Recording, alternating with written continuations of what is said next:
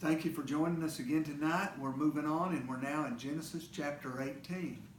Abraham and his entire household now, all the males, have been circumcised.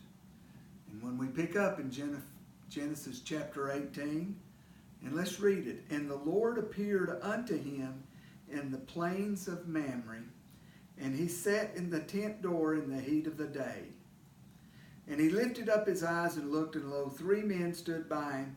When he saw them, he ran to meet them from the tent door and bowed himself towards the ground. Now, the plains of Mamre is where Abraham basically set up his home base. It's halfway between Jerusalem and Beersheba. And if you look at the Dead Sea, it's just over the mountains west of that in the valley of Eshcol. And Eshcol is where the spies that Israel sent in as they were coming out of Egypt to explore the Promised Land, where they found those grapes that were one pod of grapes was about 6 feet long, and it carried it on one pole. It was in this valley later on when the children of Israel went up to spy out the Promised Land. And it's just outside what we call Hebron, which is one of the oldest cities in the world. And here Abraham pitched his tent here, and it's in the heat of the day, and he looks up and he sees 3 guys standing there.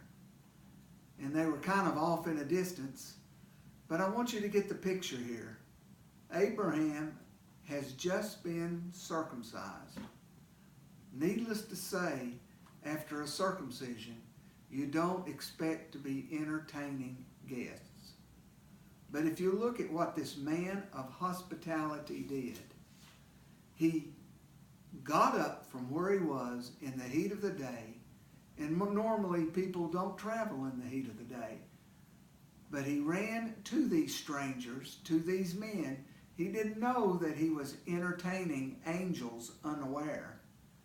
And you know, folks, a lot of times when we're about our daily business, I wonder how many times that we are actually entertaining not just a man, not just a person, but angels unaware.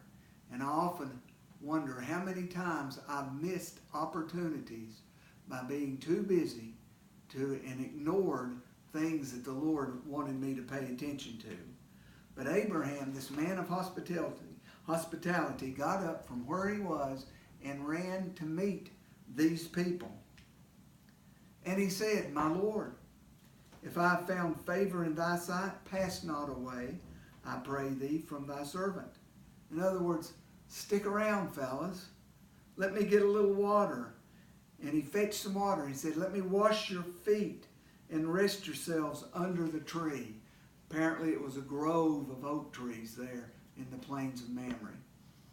And so Abraham himself, who has 300 servants at his disposal, he himself takes and washes their feet. Folks, I believe this is a setup like we see in Passover, at the Passover meal. That's where we're heading to. And here, the head of the house, Abraham, humbles himself to wash their feet. Now I want you to understand something about the Middle Eastern customs. In the Middle East, if a stranger comes up to your camp, you are obligated by general morality of the region to feed them. Because you're in a semi-arid climate, you don't know when they're going to eat next, and it's your obligation to take care of them.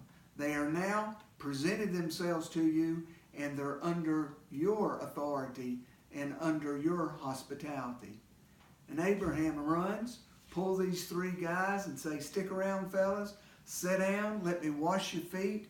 He washes their feet, and he turns and says, I will fetch a morsel of bread and comfort you, your hearts.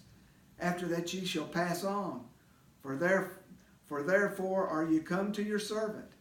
And they said, so do as thou hast said. Folks, at this point in time, Abraham doesn't know who he's entertaining. And as we progress through this chapter tomorrow evening, you're going to find out that he is actually entertaining the Lord God himself and 2 of the angels of God that have come down to visit Abraham. And yet he is still recovering from his circumcision, but yet he is still exhibiting hospitality to these strangers. Oh, that we as Christians could extend a hand of hospitality to the strangers of this world.